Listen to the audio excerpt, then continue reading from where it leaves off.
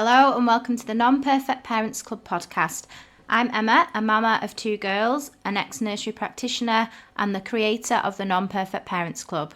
The Non-Perfect Parents Club is all about support, honesty, truths, acknowledging that none of us can be perfect parents because it's impossible, and basically just speaking the unspoken. The only rule here is no judgment allowed. I love hearing people's stories. I love finding out about other parents, their family dynamics, their values and how they tick.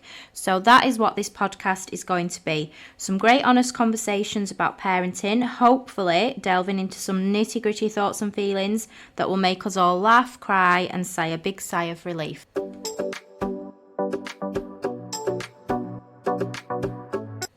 Hello and welcome back to the Non-Perfect Parents Club podcast. Today I'm joined by Rob, who is actually already featured on the podcast. For those of you who are regular listeners, Rob is the brother who spent all his years getting wedged on the bus. Is he here with an ulterior motive to spill some beans himself? We're going to find out. Hi Rob and welcome to the podcast. Thank you for joining me. So if you want to introduce yourself and tell us a little bit about your family dynamic and any heritage. Hi, I'm Rob Mayer, brother of Jen Mayer. Come from a family of four, so I've got three sisters, so I've been the only lad for 40 years, which has been painful. And sort of had a really good childhood in Silverdale, growing up in Silverdale. Really good family, good family background, and it's created what me and my sisters are today. So it's a family to be proud of, really. I've got two boys, Finley and Callum. They're 11 and 14 now, growing up fast, football mad lads. So I've been a dad for 14 years now, so it's taken its toll. My wife's called Hannah. Been with Hannah since 2002, so I've been with her about 21 years, something like that. So I've got two dogs as well, Rodney and Stan. Rodney's our new pug, and Stan, we've had Stan for about 6 years. So it's got a good little family network, really. The main rule of the Non-Perfect Parents Club is no judgment allowed. Have you ever felt judged in your parenting, and can you tell us about it? Yeah, get judged quite a lot for my parenting, because I'm quite strict with stuff. My mum and dad they weren't strict parents, but they told you what was right and wrong, and it's created who we are today, so I'm just passing it on. And it's weird because we never really got told what to do and how to be a parent. We just follow suit from what our parents do. So it's quite good, really. We've sort of learnt as we've gone along, but not asked any questions and just done it. And it's funny because I'm quite strict because my lads need to be active, for mental health, for physical health, just to be healthy.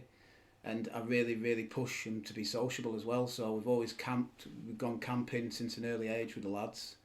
People have commented, I wouldn't let my son go in that tent because it's too cold, and I wouldn't let my son go to the shop on his own. And me doing that, I'm reaping the benefits of what I've done since they were 4, just letting them go to the shop on their own with the camping, letting them play with other people. Yeah. A lot of people, think, I wouldn't do that and I wouldn't do that. And people openly say, like, why, I wouldn't let him go on the shop on his own, I wouldn't do this. And as they've got older, I've just noticed the social skills of my two boys constantly getting commented on, how good they are at social skills. Like, they've been coming with me in the van, because they're going to join my business. They've been coming in the van to suppliers with me since they were like 4. Yeah. They talk to people. I get them to ask even suppliers if they can have a drink or whatever, or customers if they can have a drink. And I'm constantly on that social thing because me and my sisters have got like on in life, and my dad's inbred into us that socially, if you're socially, you can go anywhere in life because you can literally talk to anybody. Yeah. You just might meet that person that might give you that, that start you need, or don't get me wrong, you'll meet some horrendous people along the way. But like there could be one, where you spark that conversation and you're sociable and you talk, I say to the lads all the time, because we're on phones, I say no phones at bus stops, because Right. when I see all these people at bus stops, it just makes me angry, because like you've got like 5 kids in a line, Yeah. right, and there's 2 girls there, 2 boys there, or an older person or whatever, and they'll all be sat on the phone looking at the phones, and it's Yeah. like you're not even talking to anybody, Yeah. like, and it just annoys me. So I say to the lads, I don't want to see any of that. Yeah. So when I see them, they have a hard time, because I'm always on to them. Like, I want you talking to people, you know, you need to talk to people. And I think people, with the world we live in, they're scared of people talking to strangers and stuff like Yeah. that. But I think they just need to be aware Yes. of who they're talking to, but they still need to be sociable. Yeah. And I've had a lot of apprentices over the years, and I've learned from, obviously my boy's being dead young, and having an apprentice at 16, how the world's changed in so many ways, you know, with all the apprentices. And I've sort of, I've seen how people have been brought up as well, and some of them haven't made the trade because they've been a bit soft, or, you know, they haven't had that sort of, like, I don't know, discipline in a way, Yeah. you know, about certain things. But yeah, just like, some people comment and judge me on like how strict I am with them, and especially with the phones. Recently, my son sent a text message, because he's hurting a bit because of his granddad and stuff, and he's had a knee injury and stuff like that. He sent a text message to a lad. It was just saying, I hate him, hate his face, and he was quite horrible. But it wasn't he's swearing or anything. You could see Finley's like angry, and he just let it out on the mobile. Now, how I dealt with that was I went straight upstairs, took the mobile off him. He lost the iPhone, because he'd only had it for 6 weeks since he started school. He lost the iPhone. There was a few things as well, like on the WhatsApp, on these groups. There's that many groups going off. It was like, I kept on saying to him, "You're running a business." Like, it's constantly ringing all the time. Yeah. To be fair, it's a lot of birds. Like, yeah, there was loads of them. Yeah, about 4 lasses that he was talking to. But the week before it got took off him, he was asking 4 lasses out, and one said they didn't want to go out with him, and he asked another one out, and I said, mate, you can't be that much of a player at 11. So he lost his phone because he'd sent this lad this message. So the first thing I did, and it's exactly what my mum and dad would have done, old school, I rang the parent up, who it was, because our family name, we've got a good family name, and I'm not having him ruining it, you know, by being nasty to people, because we aren't nasty people at all. You know, we're kind, think about everybody else. Everybody in my family does. So I'm not having that anywhere. So I was really annoyed about it. So I rang the parent up, and I said, I'm really sorry about what Finley said, but we need to come round and apologise to your son. And she was like, oh no, it's fine. And I was like, no, we've got to apologise. So I put him in the car, dragged him in the car. He was crying his eyes out.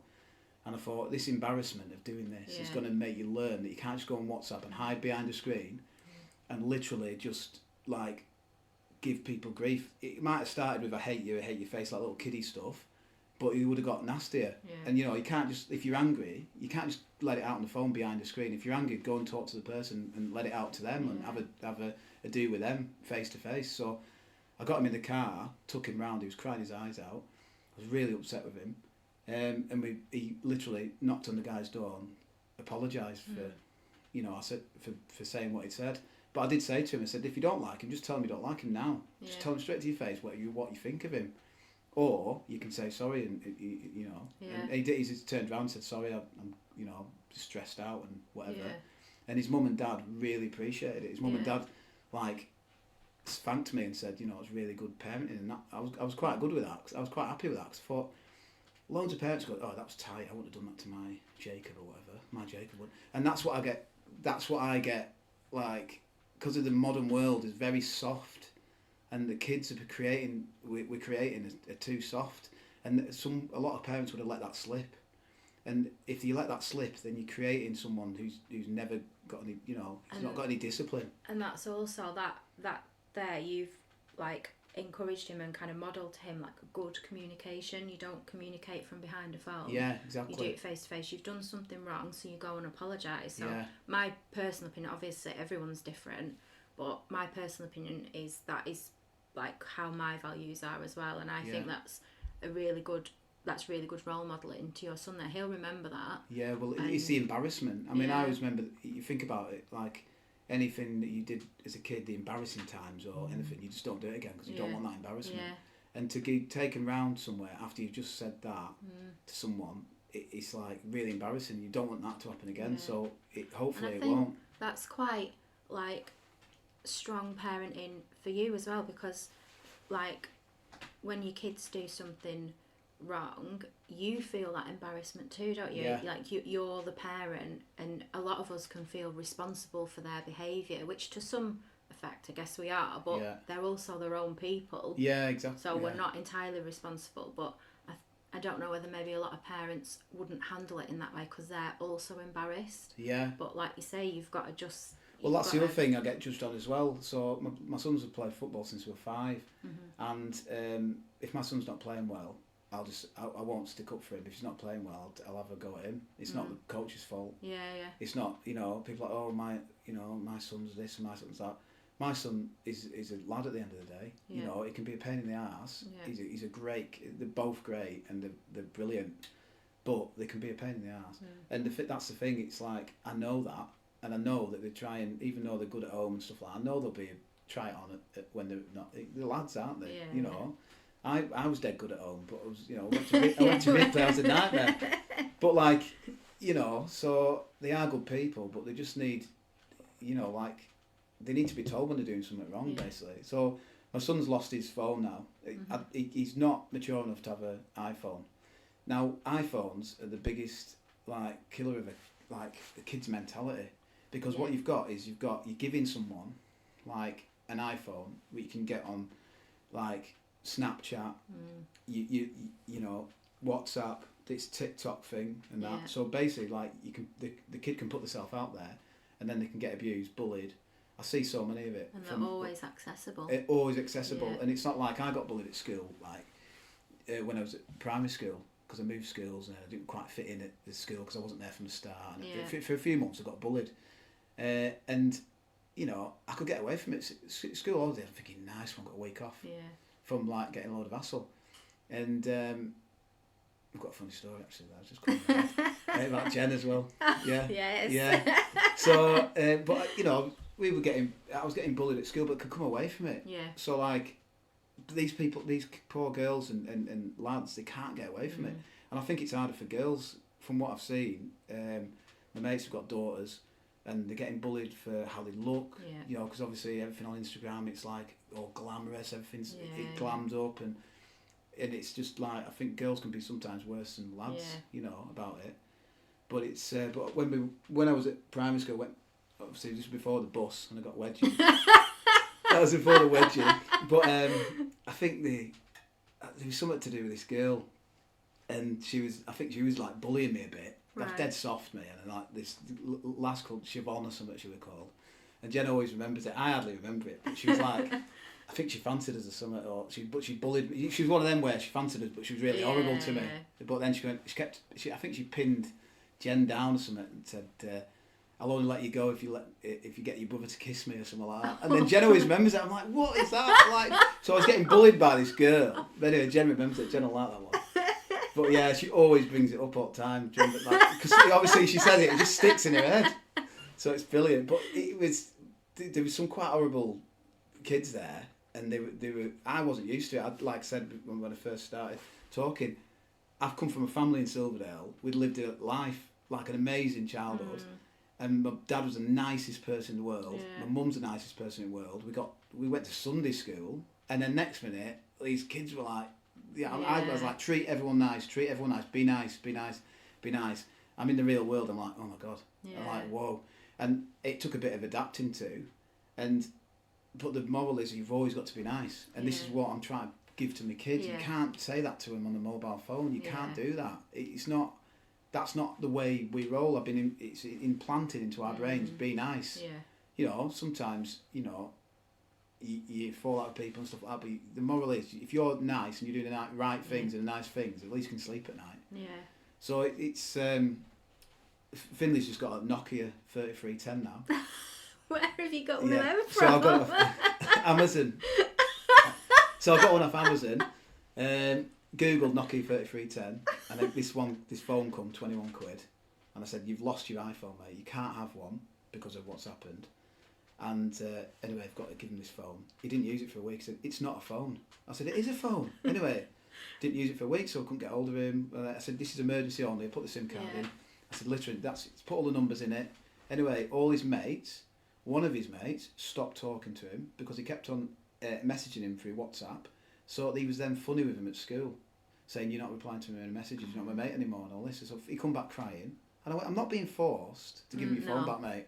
I said, that lad there, I said, he's not really a mate, is he? Yeah, but I like him and all. I said, yeah, but he's not very understanding of your situation. You've done something wrong, tell him. Anyway, they all don't really talk. My lads are quite sociable, but they don't really talk on the phone. They just sort of like, they're on these groups and they're just talking. And then Finn's not obviously on there, because obviously the Nokia 3310 don't connect to Finn. Anyway, after about a week, I showed him how to use his phone, and I reckon he's the only kid in this era that can text one hand. He's so good at texting on the Nokia 3310. So I looked, he's texting all these girls again. I'm like, oh mate, but the good thing is, he was texting on a normal messaging service thing. There was no pictures, and it was just a normal having a chat. And I thought, that's great, mate. You're using it properly. And I think that's the problem. You've got to teach them to use these devices properly, because they can just get abused. Yeah. And the thing is, the worst thing is, when Cal got a phone over lockdown. Right. So Cal was 10 when he got his phone. So Cal he had a really bad time at lockdown, mentally really. He was like a lot of kids, he was struggling. He wasn't seeing his mates. It was like, what's going on? Yeah. So we gave him a phone early, and as soon as I gave him that phone, I lost my child. Straight away. Lost him completely. Yeah. And he just wasn't the same. And he just obsessed with his phone. And I remember going to football training one night, and his phone is ringing and binging and binging and bonging. And I'm like thinking, he's running a business here. Is he a drug dealer or something? What's going on? Anyway, I opened the phone up. He's on Snapchat, and this lass was giving him loads of selfies, like honestly, but she was about 30 odd, because she was like, it was like one of them group things. I don't know. It's like, he logged onto it. Oh, there's all sorts of like naked shots coming through, and all. I'm like, oh my, there's porn. And I'm thinking, this guy's 11. He's like 11 or 10 or whatever, and I'm thinking, this is bad. So I got in the van. Obviously, had that lad conversation. Hey mate, this phone, it's been going off quite a bit. He just sort of went a bit red. And I said, listen mate, just watch who you follow on Snapchat, and like you've got. And I tried to. It's hard to tell him. They've got to learn by their own mistakes. But I'm sort of saying, just please be careful with it. Anyway, as he's got older, he's not that attached to it. He's obsessed with football. He's not that attached to it. Where Finley gets really attached to it. Yeah. So Finley can't have it yet. He just can't have it yet. So he's lost it. But I've had comments like, it's tight. Now the tight thing to do is let him have the phone. That's the tight thing to do, in my opinion, right? Old school parenting.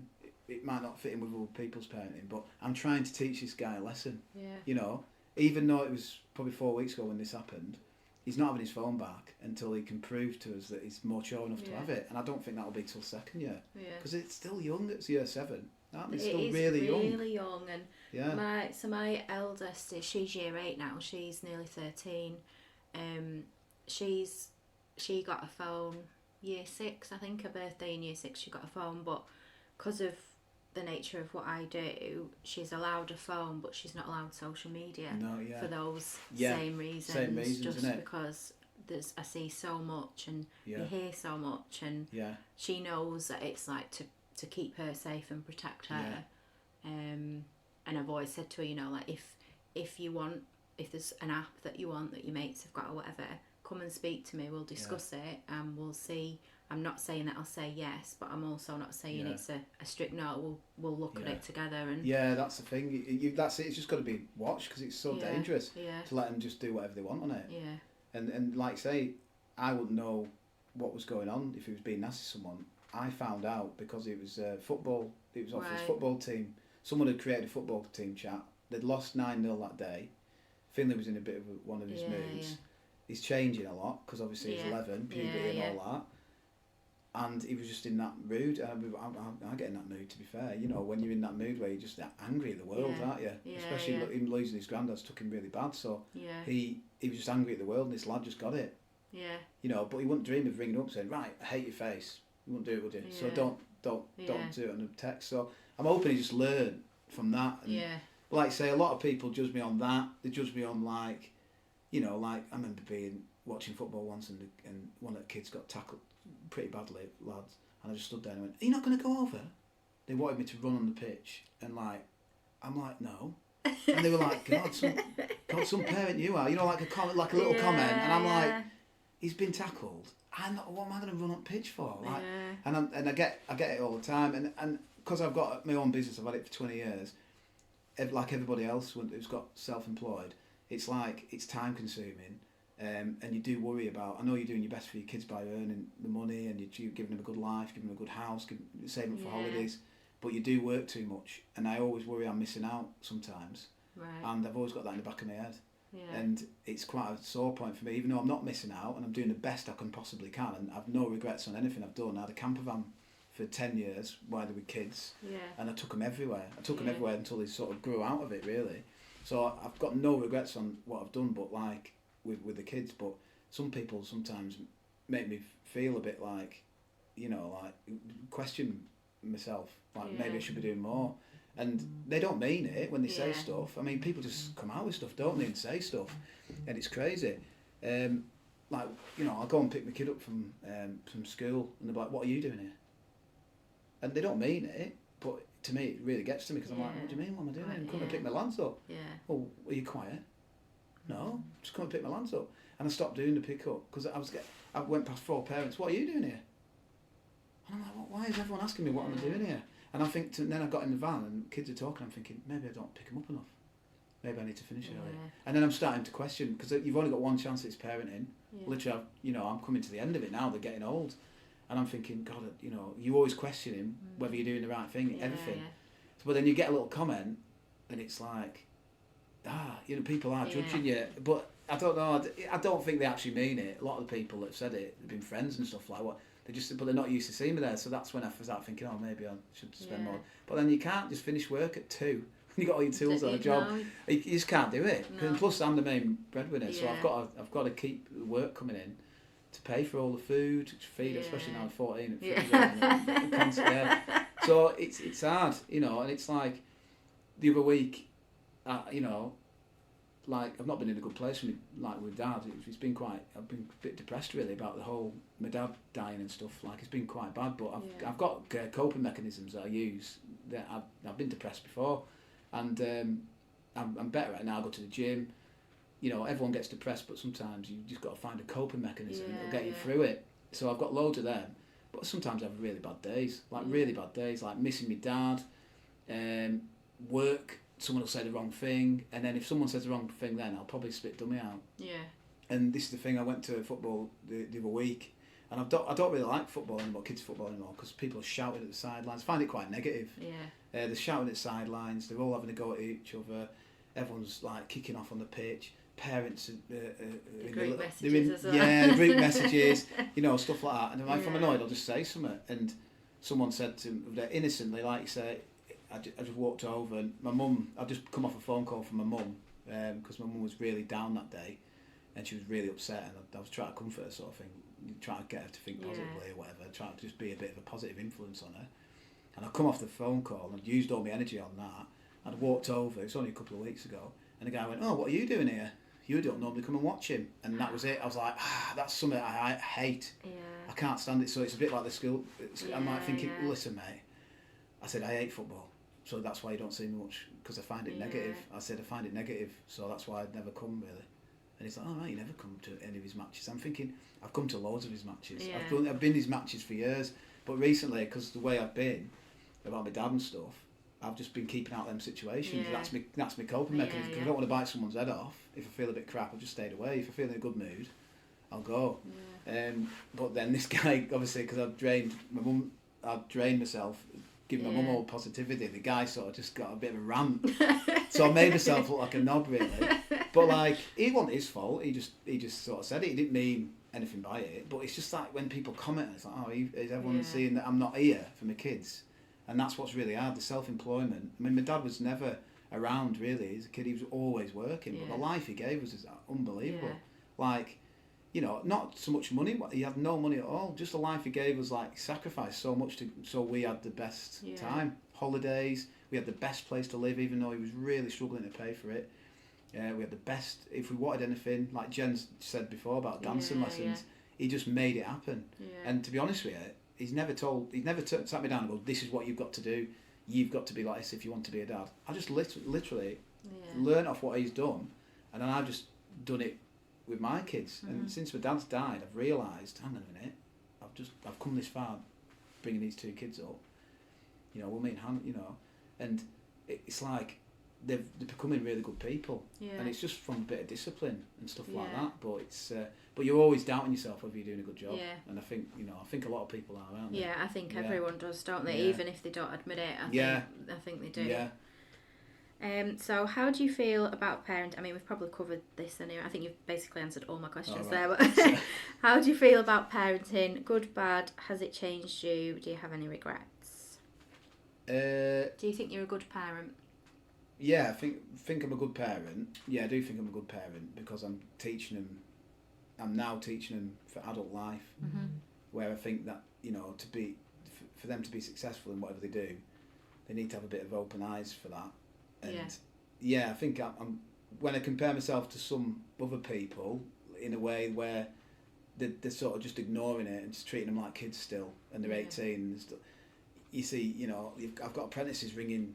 The mums are ringing up at 16 saying, "Can he have a job?" I'm like, "Well, where's he at?" Yeah. So. Yeah.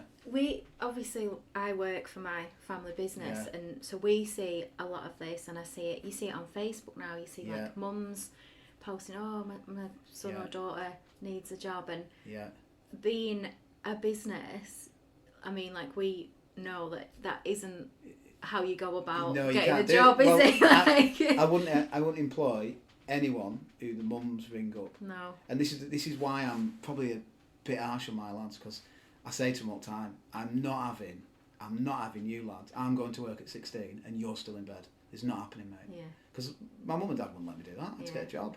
And they weren't forcing me to get a job. They were just like, it was just in you, right, you have to get a job. It was like, you could tell everyone was leaving. Like, my sister left to uni, and then, like, I'd go and get a job, and then obviously that Jen, she just went to dance college or whatever, and everyone's doing, I don't know, it just sort of, we just did it. I can't have my lads being at home. And if I tell him that's what, like, so he lost his wallet the other day, and I said to him, "You've lost your wallet, mate. You're going to have to ring up Booze." And he rang up Booze and asked him if he rang up all the places, Googled all the things and rang up all the places. And I thought, and when he come back, I said, I've rang them. I'm like thinking, yes, my disciplining, like, my hard parenting's working, because he's rang them off his own back, and he's literally sorted it out himself. Yeah. And he's 14, in 2 years' time, he's going to have to do all that himself. It's like my nephew Jay now, he's at uni. So he's having to sort all this stuff out. Jen's really looked after him. So he's taken a bit of adjustment, because Jen's always like giving like a really good life. She's given him a great life, but he's starting to appreciate it now, because he's not living there, and he's having to pay for stuff like his car and stuff. He's going to hate paying for his car tax. Car tax this month.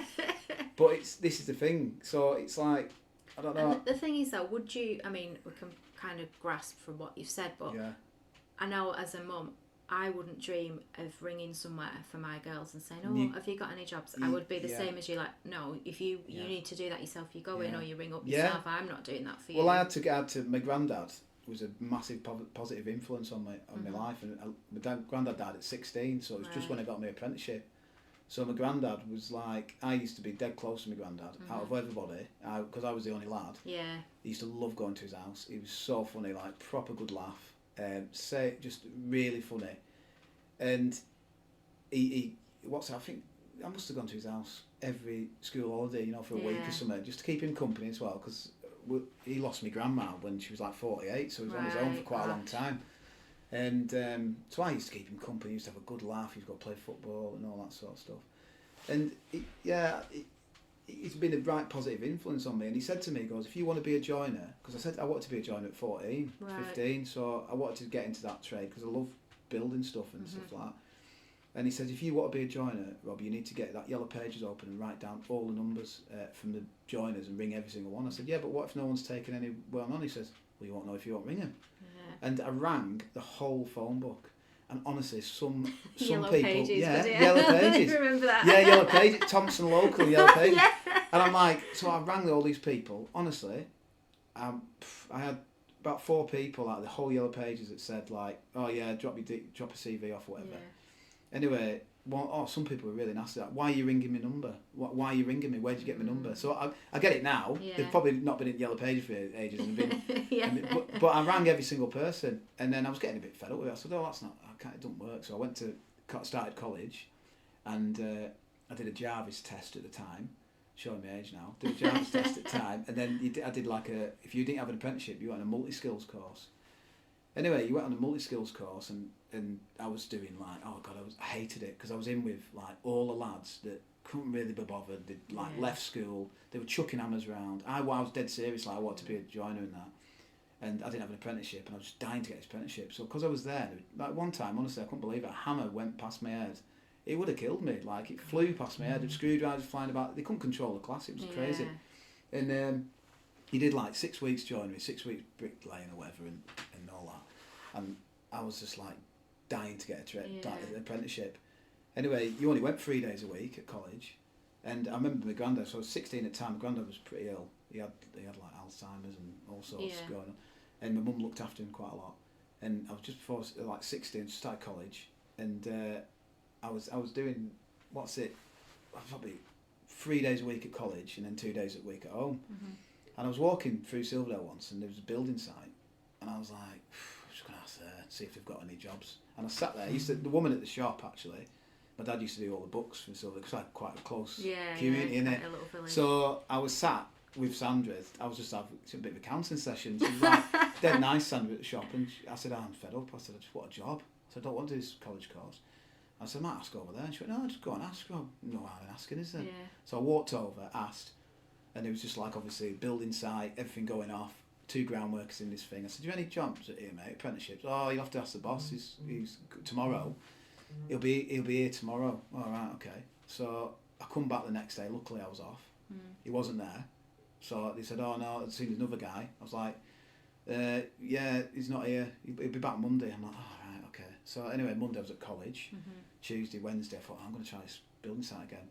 Went in, walked in, and I said, is the boss back again? He went, are you the lad from last week? I went, yeah. He went, right, I think he's been looking for you. I said, all right, mate. I walked in the office, and the guy went, have you been twice before? I said, yeah. He went, you can have a job, mate. He goes, that's right. I'm going to give you a job because you've come twice. And you know what? Since that day, that guy changed my life. Yeah. He's like, the work I've done since that day, he's changed my life. Yeah. Like, if he didn't give me that job, I don't know where I'd work that would have supported me through, like, right through the apprenticeship. The job was amazing. It did, like, roofing, it did, like, all aspects of joinery. It could do anything, building, anything, and it was just, like, everyday repetitive, and I wasn't always messing about like apprentices were. It was like a site, so I mucked in with everybody. Yeah. And the laugh was great. It taught me, like, about people, the building game, and that 4 years that I was there from 16 to like 20. And when we were qualified, we were that good as a team. Me and the lads that were there, we were doing houses on ourselves. So I listened to a lot of the lads, and a lot of the lads were getting fed up at that time because they were 20. Oh, we can earn more money somewhere. Yeah. So I got a bit like, oh, how come with you lads then? And you know what? It was the worst thing I ever did. I should have stayed there for a good few years because the guy supported me right through apprenticeship, and I wasn't the easiest apprentice. I was always out in the Carlton and Liquid. I was at Liquid 3 nights a week, so I was hard work. One time I think I slept in. Once I got the job and everything, I think I was 18 or whatever. I think I went out on a Thursday night, because it was student night or something, and I slept in the car all day.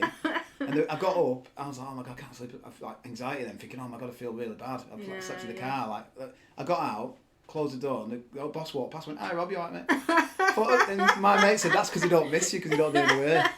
But they were such a good outfit, and they gave me that start in life, and I will always be thankful for what they've done for me.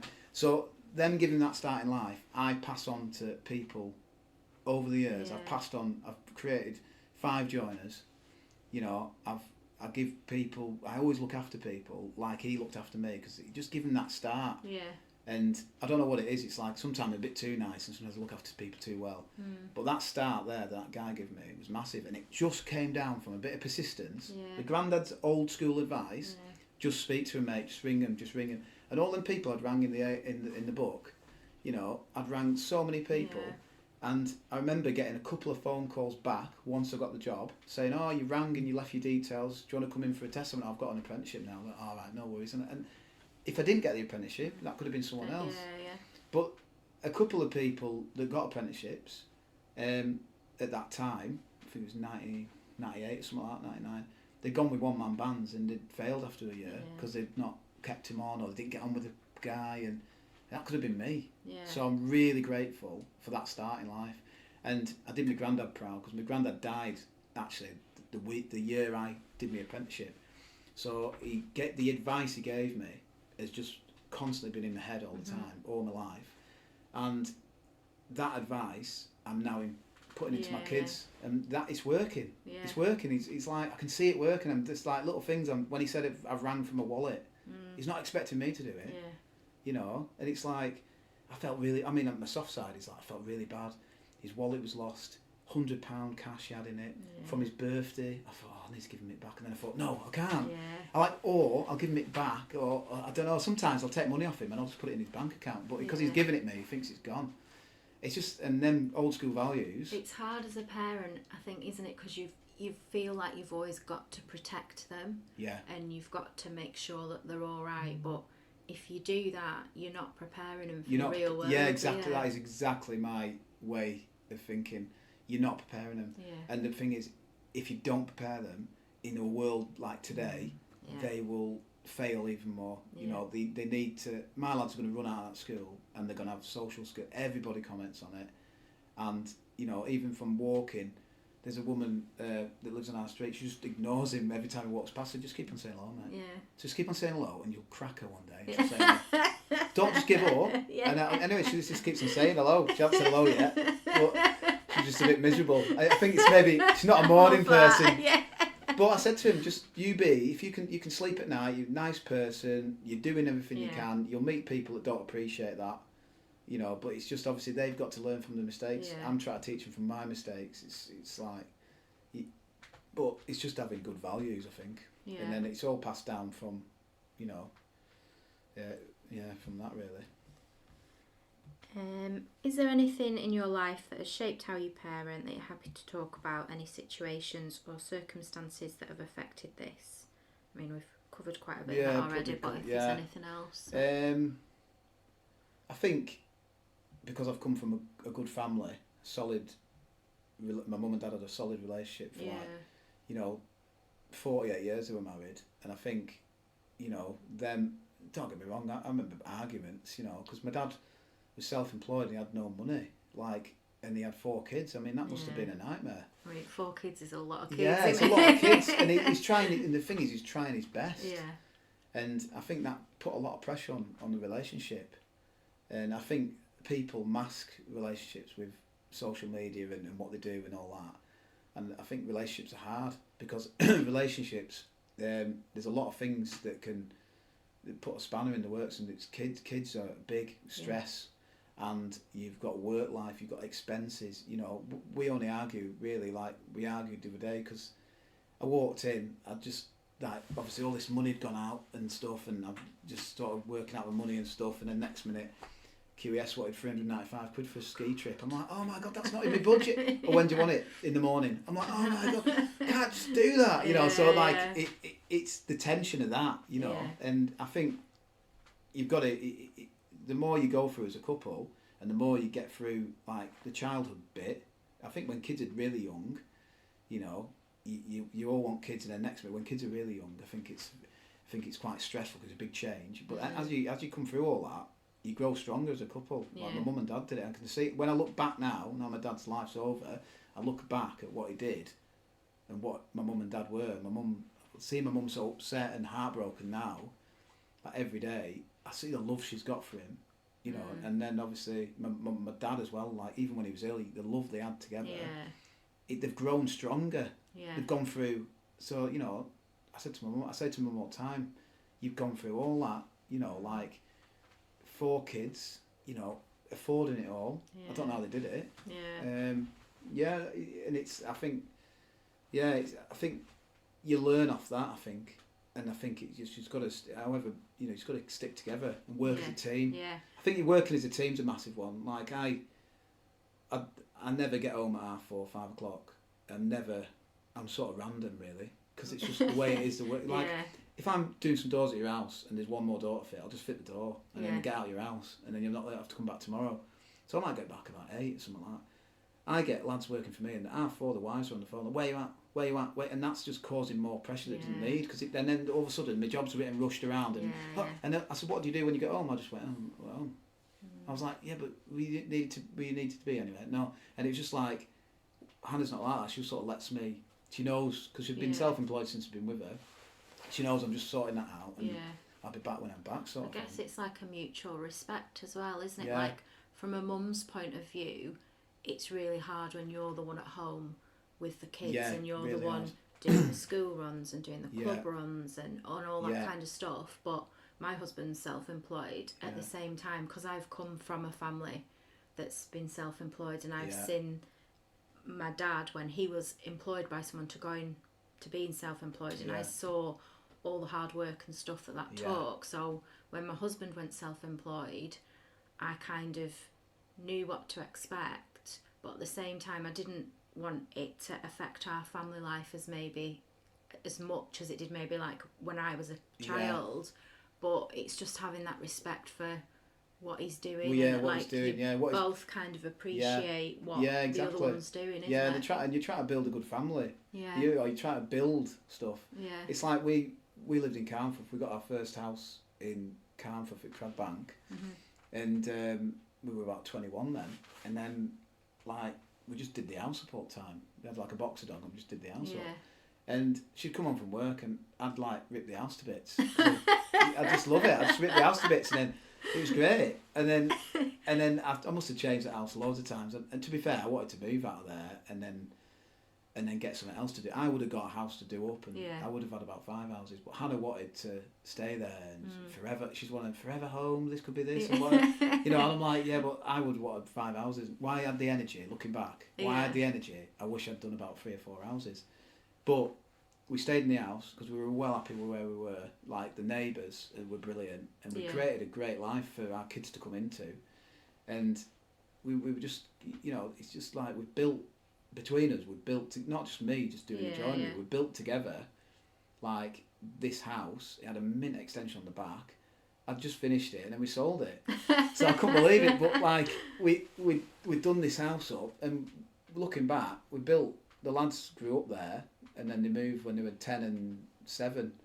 So we've got the other house, which was like, we always wanted a 4-bed detached house, and I just wanted a new build. People like comment, oh, why do you want a new build? But I just wanted a new build because I could just come home and not do anything, because I burnt myself out with this house. I'd done so much work to it. And I was like, right, I just want this new build. So Hannah found these new builds, and nothing's ever been easy for us. It's always been hard work. It's always been hard work. There's always something. And obviously being self-employed, went for the mortgage on this new one. The woman actually said, like, dream house, forget it. And we just got in the car, like, oh my God, we'll never get a house. We'll just have to stay there forever. And it was just like, I don't really want to stay there forever though. Like, I want to move. Anyway, went to see this other guy, got recommended, and he said, oh no, you can afford it, you can do this and do that, whatever. Anyway, we managed to get this new build, and from then, 2020, it was a big decision because of a bigger mortgage and stuff. And we were moving to Bultney Sands, but it was really good for kids' schools and stuff. But we got this mortgage on this house, and we've never looked back really. But it was really worrying taking that next step. But we both did it together. It wasn't just me just saying I want to move or whatever. That's what Hannah wanted. In a way, I'm doing what my dad did. Hannah she never asked for anything, but I knew that she wanted this house, and I thought, well, she wants it, it's fine. She's going to happy wife, is there. So I just think, that's the next step really. So COVID happened just before we moved in, so I was like, what am I doing? So we had no work for 3 weeks, and then we moved to this bigger house. It was scary, but now we've been there 3-4 years, built the bar on the back, a gym in there. It's amazing, and we built it together because she runs the house, and she never ever moans at me about anything like that, because she knows that I'll just sort all the house out, like outside, do all the outside door, but like I come home at 8 o'clock, she's always made me tea, you know, I really appreciate what she does for us. And because she does that, it gives me time to concentrate on the other stuff. Yeah. It just works Yeah. because you've got that sort of understanding. Yeah, I think that's it, isn't it? Sometimes it can be hard to find that dynamic where you kind of, I don't like using the word balance because there's never a balance, but where you like balance each other out. Yeah, you do. Yeah. You just kind of work it out together, and there's like you said, when kids are small, it's hard to find that dynamic because there's so much going on. But yeah, it's really hard. Yeah, I think it's just time. You know, getting through different stuff, and like I say, kids chuck a spanner in the work with. Like my son Finley's got a liver disease. Right. So in 2012, he was only 12 weeks old, and we got told he had an incurable liver disease. So he's got alpha-1 antitrypsin deficiency. So basically his liver doesn't function like a normal person's. It doesn't create protein. Right. So when we found out it was like uncurable, it sort of hit us really badly, really, because we were like, oh, this is not in the script, this. Do you know what I mean? Yeah, this is crazy. We've got one healthy boy, how can we have this one? And it was to do with the genes. Alpha-1, it's to do with just one gene, and it's just mixed to something, and me and Hannah have got that gene or whatever, or something, and it's created this disease.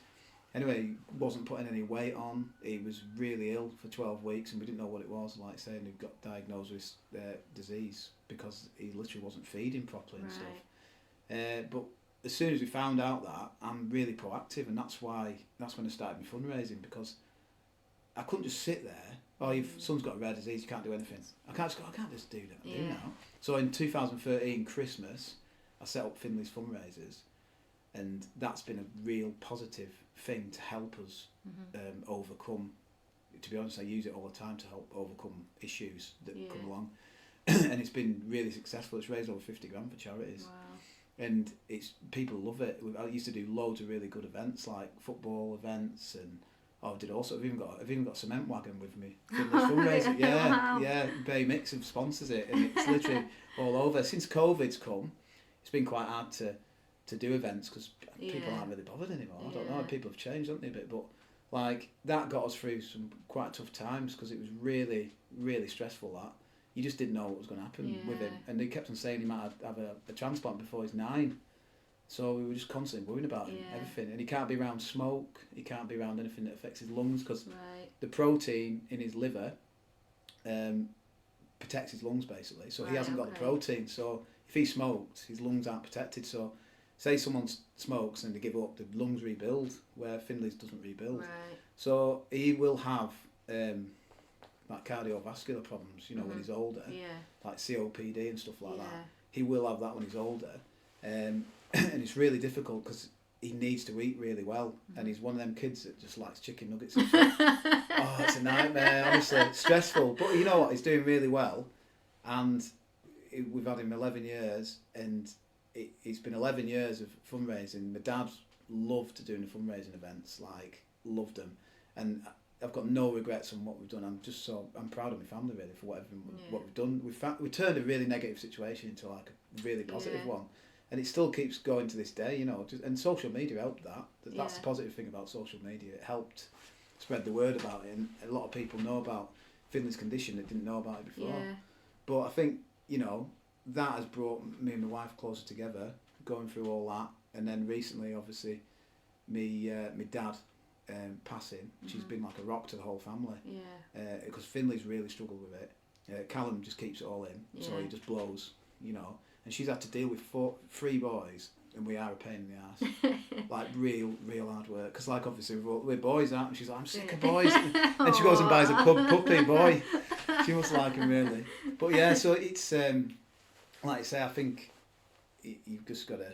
I think it's from them role models. You just end up sort of copying them, really, aren't you? And I think that's good for your kids going on, and hopefully that our kids will realise that when they get married or whatever. Hopefully we're, without telling them, we're sort of teaching them that you've just got to stick together through thick and thin with stuff like that. You know. So yeah. What is your biggest value when it comes to parenting? I'd probably strictness. Strictness. Yeah, you know the what I've talked about before about the maybe And probably maybe that's one of them. Mm-hmm. I'd say showing them the right way to do it and telling them when they've done wrong, and you know, and I'd say moving. Not getting stuck in the era. So I've got a lot of mates that are stuck in the 90s. They still think Carlton's still open, right? I love the 90s, and though. It was great, wasn't it? Yeah, it was great, wasn't it? But we lived it, so it was brilliant. But I try and keep up to date. I know, like, I try and keep up to date with the lads, you know, and these mates. Yeah, and, I know what you mean. Don't try and be, because my dad was always like into trains, and you know, he was always like stuck in the era of you want to get into the shadows. Like, we don't do that. At our house, I've got some decks, and I make mixes for him, and he'll play them all the time on the mixes, and like we go and watch Morecambe, and that's been a massive thing. So I've took Cal to watch Morecambe since he was 3. Yeah. He's a massive Morecambe fan now. He loves it. It's his life, you know. He just wants to be a professional footballer, which I think personally he can do because he's got the mentality for it, you know. He's obsessed with it. I think he can do it. He's that good, you know, and he's that obsessed with it, and you have to be obsessed with it. Yeah. But it's all been inspired from watching Morecambe since we were 3. So we've always gone to watch Morecambe, and over COVID and my dad being so ill last year, we've not been to as many games, and it's been hard because like we literally went religiously. I mean, we're going to Barrow Morecambe tonight, and it's great because we're starting to get it back again. And I think, you know, doing that, I'm like his mate now. Yeah. And it's brilliant. He's 14. He starts to talk to me about stuff. It gives you that connection. Yeah, massive, massive. Yeah, and I just treat him like one of the lads now. So I think hopefully that's working, because I'm open. He just tells me stuff. Yeah. So I'm trying to explain to him. I've been there, mate, with everything, you know. And what I've experienced, and you can talk to me about it. Yeah. And the thing, especially being in the building game for like, you see all sorts of characters. Yeah. And go through all and see all sorts of stories. So like you're more like streetwise, if you will. So I know what's going on, and I think having apprentices and seeing what they talk about, you think, oh my god, you like see, I don't know, you're just being a bit more switched on, and even when they get girlfriends, my mum, dad, and my sister used to be like, ooh, you know, like making back. I don't do that. I don't do that. I just like say, all right, sound mate, she all right, yeah.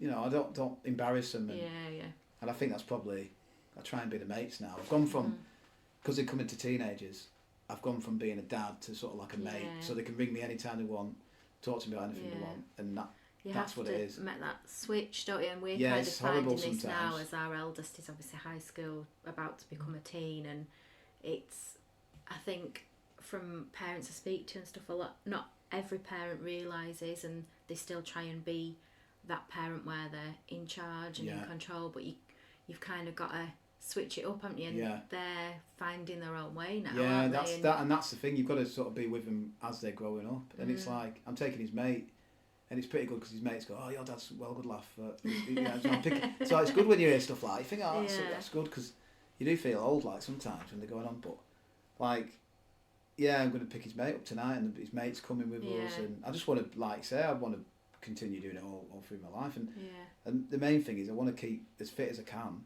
so we can play five-a-side and just want to look after myself as best I can, so I can be the best person I can, really. Yeah. So, and I think I've got a gym in my house that I've built, and recently, I built it last year to keep myself busy. Yeah. When my dad was ill, and that's been the best thing ever, because what they do now is they automatically just go into the gym and do workouts, and it's like, I've not said to him, get in the gym, I'm not forcing him. He's just seeing how it's affecting me, my mental health, and how better person I'm going in there, and fitter I am and stuff. He's wanting to do it, so they follow suit. So it's like, I'd probably say that's probably the best thing, really. What has been your biggest challenge so far? Losing my dad massively, because my dad was like my best mate, and he was like my accountant. I'd say out of anything in life, that is the worst thing ever. Like, your life isn't the same, because your life's not the same. You've not got that role model with you. I used to speak to my dad like every other day, or it wouldn't go a full week without speaking to him, or something daft. And I'd say losing him, and especially the way he died with the brain tumour. And it must have been a bit of a shock as well. Well, it was, Jen rang me up and it was funny actually because I'd spoke to him and I was moaning about some sort of bill from HMRC or something like that, and it'd gone to the wrong address. Usual dad stuff, and usual dad as well. He texted me and said, "Yeah, it's all sorted. It's just gone to the wrong address. You don't have to pay it. It's an old bill or something." I'm like, "Oh right, okay, sound." And I was like, "How are you doing?" Whatever, and just a normal chat. That was on a Thursday, and I'm on holiday. Yeah. And then on the Saturday morning, Jen rings me and says, "Right, don't go mad, but I think Dad's had a stroke." I was like, "Whoa, what do you mean? He was fine on Thursday." And he was like, "No, he's not talking. He's all slurred. He's like." His talking's gone funny. He's not making sense. Yeah. I was like, oh, right. So I thought, right, positive Ed comes on. I'm like, right, well, hopefully it'll be all right then. Yeah. Oh yeah, I think they'll be all right. Jen's like, yeah, but I wanted to tell you because obviously you're on holiday, but but don't worry about it. It's fine. So I was like, right. So I said, just let me know what happens. And he went to hospital, got a load of scans done straight away, and then on the Sunday I went to. It was on my mind, but I was on holiday, so I was probably the best place to hear it because I'm like, son. Yeah. Do you know what I mean? Anyway, we planned to go to this water park, and we didn't hear anything off my dad or whatever. He was on hospital. Everyone just texted saying, yeah, he's all right, he's in hospital or whatever. But he's all right, he seems all right now. I was like, all right, sound. Yeah. So I think he's got away with it or whatever. I thought, happy days, you know, because straight away somebody said a stroke. I think he lost all the feeling down one side and all sorts. And he hadn't done that, so I thought, oh, happy days, you know, like maybe he'll be on mend. Yeah. So we went out for tea on that Saturday night, and then, but it's funny actually, because we went out for tea, and it was one of them classic, like, people cover it up, don't they? We had a massive argument about where we're going to have some food, because he's fussy about eating. I'm like, and then Finn wants up. It was a we ended up driving, I think we got a taxi to Bella Medina, had this kick-off, and then got a taxi back and had it all inclusive anyway. And when I look back, I think, why did we just do that? Because everyone was stubborn, like, I'm going back there, you know, so it was one of them. But I'll tell you what that was because of the hidden stress of my dad, you know, like me maybe being a bit, like, biting, you know, because the kids were being fussy or whatever. And that's hard, that, sometimes. You've got stuff going on in your head, and then something's happening, you're like, it's really hard to sort of deal with that. So the next day we went to water park, and we sort of getting on with our day. Kids were having loads of fun. It's like anything, kids are having fun, you know, everyone's happy. It's like great, isn't it? It's like you can just chill out with her. So I was having a couple of beers and that. It was brilliant. And then Hannah went, right, I'm going to go back to the locker and then go and sit down for a bit. So I went to the locker and the phone's ringing. And I'm thinking, that's not my phone, that's my phone now. And I was like, is it Jen? I was like, oh yeah, what's the news then? What's cracking? She went, right, it's not that bad, but he's got a small brain tumor, it's tiny. But they reckon they can zap it. So I'm like, right, okay. But as soon as she said that, I'm like, I know a customer's died of a brain tumour, and all these people have died of brain tumour. I'm thinking, oh my God. So I'm thinking, right, but I couldn't speak to him because he's in hospital still. So she went, just don't stress, don't ruin your... They didn't want me to text you or ring you because you're on holiday. And I'm like, no, I need to know, like, sort of thing. Anyway, so I was like, right, okay. So I just literally got a phone. I felt like a numb feeling, just went for a beer. And as I went for a beer, this lass went, where are you from? And I turned around, I was like, Morecambe, you have to say Morecambe, don't you? And I said, oh, Morecambe. She went, Tyson Fury! She started going mad. Anyway, she started going like, man, do you remember Wigan Pier and all this? And I was like, anyway, it switched, like, it was quite funny, like the situation. So I was like, all right, and then sort of come round a bit. And then I got this beer, and then I sort of walked back to Hannah and the boys and stuff. And some of our friends were there that we'd met on holiday. And Hannah was like, is everything all right? I said, oh, my dad's, like, I just come back like normal. It's weird. I went into like a fight mode. I was like, it's a nightmare. So you reckon he's got a brain tumour? She just burst out crying. Oh my God. And so I was like, she completely burst out crying because she wasn't expecting it. And so I found out on holiday then. And then since then, my life's just completely changed. So like, my life was just really easy. I thought it was hard then, but it was really easy. Like, everyone was healthy. And that's the thing, everyone was healthy. That's why it was easy. It was, you know, life's never easy. Money, all sorts of stuff. But life was easy because everyone was well. And then everyone used to be... I'd just be really appreciative that everyone was well. But Dad was still working as well. So it wasn't... no one knew it was coming. And then... so obviously I had another week on holiday, knowing that my dad had this tumour. So I spoke to him a couple of times and he just didn't make sense at all what he was saying. So straight away from then I thought, I know he's going to die. I know he's going to die. Like, you don't have to tell me, he's going to die. So I started making loads of memories, albums, I've voice recorded his voice, you know, conversations and stuff like that. Anyway, got back home, went to go and see him straight away, and he literally, like, it was awful. I walked in, and it was like the actual cancer video. Like, I walked in, my mum and dad are sat on the sofa, both in tears, just randomly. It was just horrendous, and my whole life's falling apart around me, and I'm thinking, this is horrendous. So just give him a hug and that, and just tried to be positive. And he was saying, oh, you know, he was on loads of steroids, so he started talking all right. Yeah. And he said, oh, it's all right, don't worry. He just didn't think, he was just like, oh, don't worry, I'll do some accounts next week. I'll get back to work in a couple of weeks. And I'm thinking, no one knew what this tumour was and how bad it was. And then he obviously went into this operation. When he went for the operation in September, and they completely messed it up. Yeah. And they ruined his life. Yeah. Like, I know the tumour was progressing badly, and if he didn't do the operation, he probably wouldn't have lasted till Christmas, but at least we could have maybe spoke to him, and he could have understood what we were on about. But so really, I lost my dad on the 5th of September. Yeah. So there was no more communication. He was just angry all the time, and that's not my dad at all. He was, you know, and ever since that, my life's completely changed. And you know, even, you know, I looked after him constantly every week, and I sacrificed. And this is the thing about going back to the parenting and the lads. I literally, this is what happened. The team of my family, I just had to do what I had to do. Hannah never ever moaned at me once. But I still had a business to run. Yeah. So I had a business to run. My dad had a brain tumour with like 3 months to live. My lads still had stuff going on. I had to support the family. I had to still come to someone's house and go and do joinery or do a job. And I had my mum to look after and support. So I'm like, but I just stepped up and just did it. And I've got no regrets what I did, because I raised money for Macmillan, did a big walk. I did raise money for St John's Hospice, doing a run. I took my dad on trains. I literally did everything I could possibly do, and I've got no regrets of that.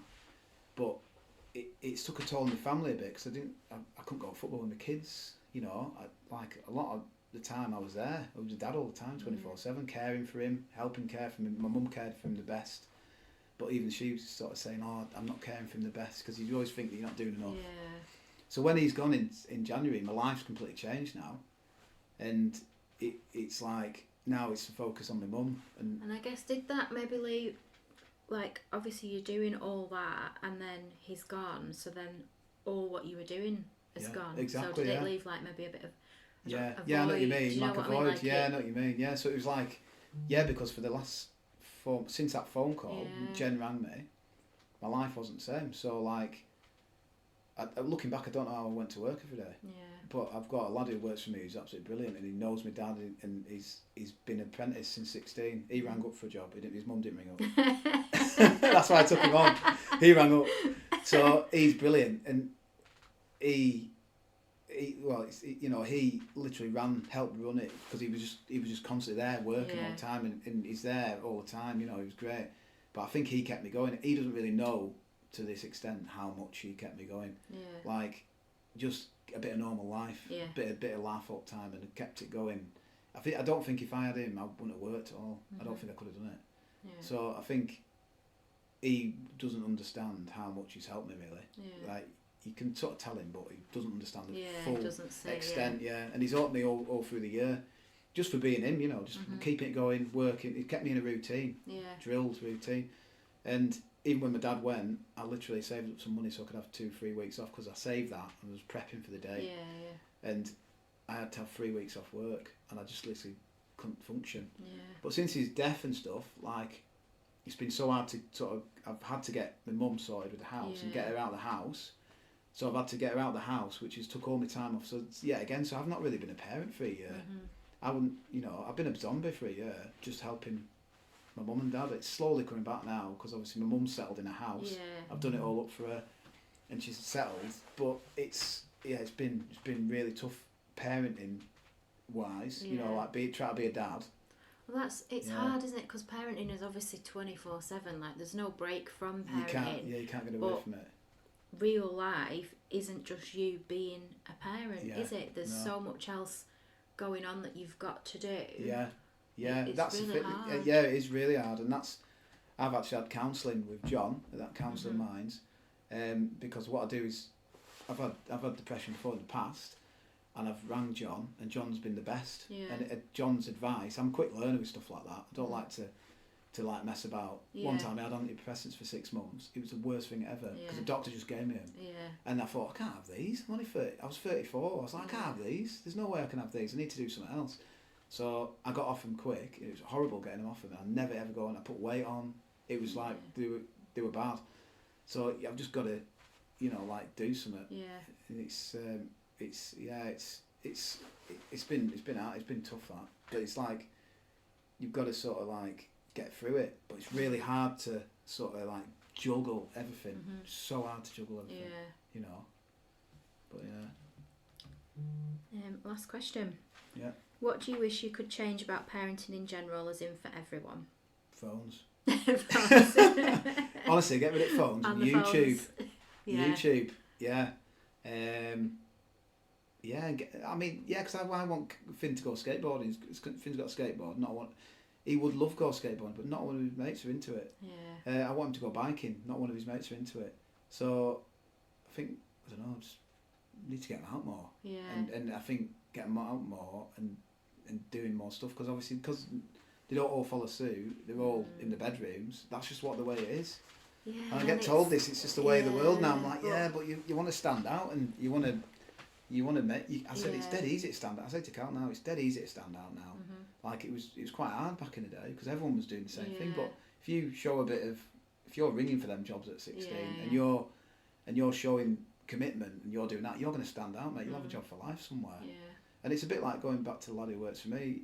He's only 21 now. He's been with me since 16, and his dad hasn't really he's worked away a lot of time. He hasn't really told him like, you've got to be a good lad, you've got to do that. I was having a crack with him about it the other week, and he's just sort of followed suit with him, and he's given him a really good he says I've given him the support to make him like he is, but he's brought him to me with how he's parented him, and it's been really good, and that's been basically just like they've been the same parents as my mum and dad. They've both worked hard, they've not been able to go on fancy holidays, do this, do that, and have a life like that. They've literally just been having to work, and he's been bred into this work lifestyle. It's made him who he is today. But he's done a great job of it. But it was funny, on this night out, he's like, no, you've done a good job of him. I'm like, no, you've done a good job. So it's good really. So we've created this, like, I always say, we've created like a machine. He's such a good lad, and it's all down to his parenting. It's 5 years, probably might be down to me, but he came to me in the right attitude, and that comes from a parent, and I think that's what you need to do. It shows as well, me and Jen had this conversation, it shows as well how other outside influences can support you as a parent and help your child. It doesn't have to all solely be on you as a parent. There's other people that can kind of help shape them as well. I think so, definitely. I think you're right there, because he's quite close to his gran and stuff like that, and he does stuff for her. That's what I used to do with my granddad, and I think it's that family network that you need, I've got a few mates that are from, like, split up with the wives and stuff, and I've got some are quite an inspiration. They've split up for whatever reason, but they really work together, and they've accepted the fact they split up, and they work together, and even that relationship, it's still creating a really good, because they still respect each other. Whatever's gone on or whatever, they've sort of put it under the bridge, they've both moved on, and then they've just sort of like, they create a really good, and I've noticed the kids are different. Whereas I've got other mates where sadly they don't see the kids, or they get taken away because they want to move away, and it's sad really, because the child gets affected the most. The child is affected the most, and it's like, it's not fair really on the child. It's, even though someone's getting at someone else or whatever, and you're angry with that person, it really affects the child. I think. So they didn't ask to be in that situation. No, well that's it, and I think the ones that I've seen, and the kids, how good they've coped with it. I think they've got a good family network, like you say, got like good mums and grands and all that. Even though they split up, they've still got two sets of family. So it's a massive influence. Like, it's influencing, isn't it? And I think, especially going off like everything that you've said, it's like strong values as well, isn't it? Like, I always say, you know, as a parent, you can only do what you can do, but at the same time, it does matter how you parent. Yeah, it's massive. And if you've not, I guess, got like strong values, or it's even like the dynamic you've got with your kids and the energies of, if you kind of have different values to your kids and stuff, it's never going to quite fit. But if you've got near that positive role model, it's like you say, it's just going to it does. Well, it's like positive energy, isn't it? Like, so say I'm in a mood or something about something, I'll get in the mood about like all sorts of stuff, like, you know, like you do. I get a text message like, oh my god, like, what is that? It'll send you in a downward. The whole house is down. So you've got to try and keep it positive. I try my best to keep it as positive as possible, and like, but when one is down, it goes off, and then sometimes I'll go down and Hannah will try and pick me up, and then I'll be picked up, and then Hannah's used all her energy to try and pick it all up. She's in a mood then, so then it all kicks off. So like, that's the thing, it's that energy of having that. And sometimes I say to my lads, listen lads, I'm only doing it for you, you just need to be good people. And I just do give them a bit of an evaluation, saying I'm not being a knob. I just try to be a good person. And they're just like, whatever, But even in the rain, it's like this morning, it was raining. I normally make them walk in the rain, and they get up in the morning and they walk in the rain to the bus stop. They don't even flinch about it, because I say to them, would you play football in it? And they go, oh yeah. I'm like, well, you can walk in it then. And it's a good, it's true though, isn't it? They play football in it, but then I've got other mates that go, oh, I've got to take him to the bus stop because it's raining. Well, that's not preparing him for when it's raining one day. Do you know what I mean? It's like, so it's like you say, it's all preparation for when they're older, and hopefully they'll be good people. So, If you've enjoyed this podcast, please don't forget to follow, review and share with other parents you know. You can now listen on Spotify, Amazon Music, Apple Podcasts, Google Podcasts and YouTube. If you would like to be a guest on the podcast, please get in touch via any of my social media channels, website or email. Thank you, Rob, for joining me on today's podcast. It's been great to have you, and thank you to everyone for listening.